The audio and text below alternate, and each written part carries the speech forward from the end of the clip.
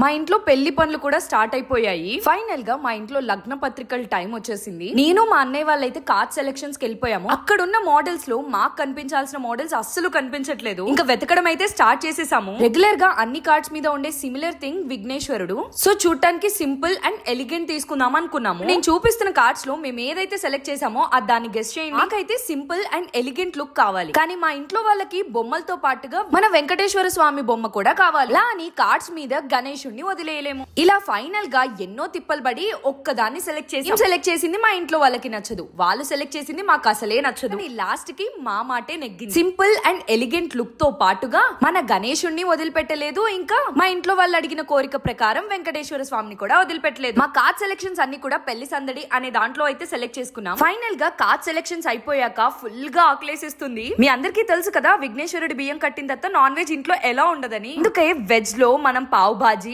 And chat నైతే order చేసుకున్నాం. ఇంకా కూర్చొని ఫుల్ గా పెళ్లి పనుల గురించి డిస్కస్ చేస్తూ ఆరాంసే తినేసి ఇంకా మేము పెళ్లి కోసం ఏమేం షాపింగ్ చేసామన్నది మొత్తం వీడియోస్ అన్ని రెగ్యులర్ గా వచ్చేస్తాయి. ఫుల్ గా ఫాలో అయిపోండి. మ్యారేజెస్ త్వరగా ఉన్న వాళ్ళకి ఎక్కడ షాపింగ్ చేస్తే బెటర్ అన్నది చిన్న చిన్న టిప్స్ కూడా చెప్తాను. వీడియోస్ అయితే ఫాలో అయిపోండి.